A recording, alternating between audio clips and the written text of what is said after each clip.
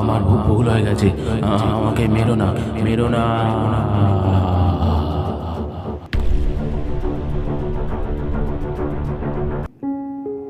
রাতের শেষ ডেলিভারি করে বাড়ি ফিরছিল সুরেশ।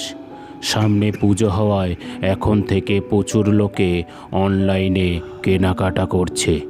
তাই সমস্ত পার্সেল ডেলিভারি করতে করতে রাত প্রায় 12টা বেজে যায়। এই শুনশান রাতের রাস্তা দিয়ে গাড়ি নিয়ে এগিয়ে চলেছে সুরেশ।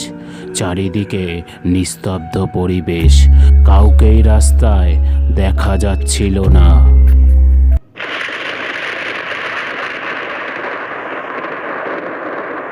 হঠাৎ করেই সুরেশকে চমকে দিয়ে মেঘ গর্জন করে উঠল এবং সেই সাথে শুরু হলো প্রচণ্ড বৃষ্টি। বৃষ্টির কারণে রাস্তার সামনে তেমন ভালো দেখা যাচ্ছিল না, তাই সে তার গাড়ির গতি কমিয়ে দেয়। কিন্তু হঠাৎ করেই সুরেশের গাড়ি বন্ধ হয়ে যায়। সে অনেকবার গাড়ি স্টার্ট দেওয়ার চেষ্টা করেও বারবার ব্যর্থ হয়। ওদিকে বারংবার বাজ পড়ার জন্য গাড়ির ভিতরে থাকা নিরাপদ হবে না ভেবে সুরেশ আশেপাশে তাকাতেই একটা বাড়ি দেখতে পায়। তাই সে গাড়ি থেকে নেমে দ্রুত ওই বাড়ির দিকে চলে যায়। হঠাৎ করেই সুরেশের মনে হলো কেউ যেন তার নাম ধরে ডাকছে, সুরেশ, সুরেশ। আচমকায় পিছন ফিরতেই সুরেশ চমকে যায়। সে দেখল তার পিছনে একজন তান্ত্রিক দাঁড়িয়ে আছে এবং সেই সুরেশের নাম ধরে ডাকছে। আপনি আমার নাম জানলেন কি করে? কে আপনি?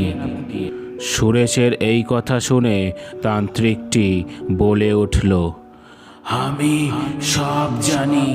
তোমার ভাগ্যই তোমাকে এখানে নিয়ে এসেছে। চলো, ভিতরে চলো, সবাই তোমার জন্য অপেক্ষা করছে।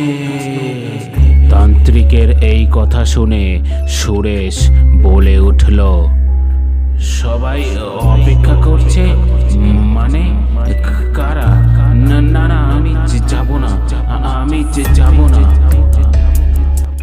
কিন্তু হঠাৎ করেই সুরেশের মধ্যে যেন কেউ ভর করল। সে যেন অন্যের দাস হয়ে গেল।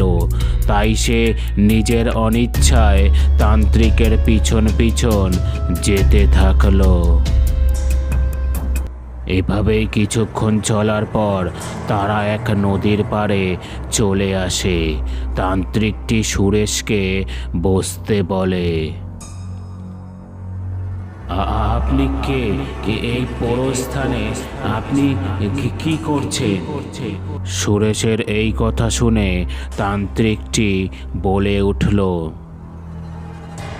আমার নাম তান্ত্রিক ভৈরব, আর আমি এখানে প্রায় 100 বছর ধরে আটকে আছি এবং আমি মুক্তির অপেক্ষায় আছি। তান্ত্রিকের এই কথা শুনে সুরেশ ভয়ার্ত গলায় বলে উঠল, 100 বছর ধরে মানে? আর কিসের মুক্তি? সুরেশের এই কথা শুনে তান্ত্রিকটি এক অট্টহাসি হেসে ওঠে এবং বলতে থাকে, ছোটবেলা থেকেই সংসারে আমার মন টিকত না। আমি সবসময় এদিক ওদিক ঘুরে বেড়াতাম। তন্ত্র সাধনা এগুলি আমার খুব ভালো লাগতো। আমি সাধনার দ্বারা অমরত্ব লাভ করতে চেয়েছিলাম। তাই আমি এক গুরুর কাছ থেকে জানতে পারি 15 দিন ধরে যক্ষিণীর তপস্যা করলে আমি অমরত্ব লাভ করতে পারবো। তাই আমি তপস্যার জন্য এই পোড়ো বাড়ি বেছে নিয়েছিলাম। তারপর শুরু করি কঠোর তপস্যা। 10 দিন ধরে তপস্যা করার পর হঠাৎ করেই যক্ষিণী আবির্ভাব হয়। কিন্তু আমি বুঝতে পারিনি আমার তপস্যার পদ্ধতি ও মন্ত্র ছিল সম্পূর্ণই ভুল। এর ফলে যক্ষিণী আমার উপর প্রচণ্ড রেগে যায় এবং আমাকে অভিশাপ দেয়। তোর সাহস কি করে হয় ভুল মন্ত্র দ্বারা আমাকে ডাকার? তোকে এর ফল ভোগ করতেই হবে।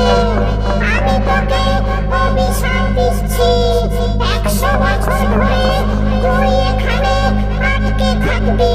তোর মুক্তি কখনোই হবে না। যক্ষিণীর এই কথা শুনে আমি প্রচণ্ড ভয় পেয়ে যাই। তার কাছে আমার প্রাণ ভিক্ষা চাই। অবশেষে যক্ষিণী বলে উঠল,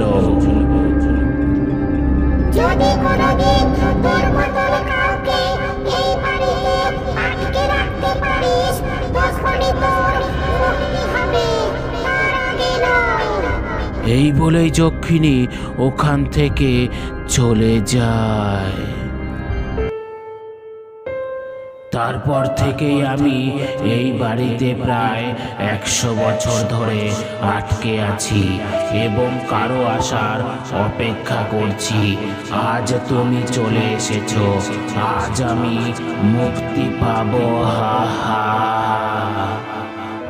আজ তুই এখানে এসে আমাকে অভিশাপ থেকে মুক্তি দিয়েছিস।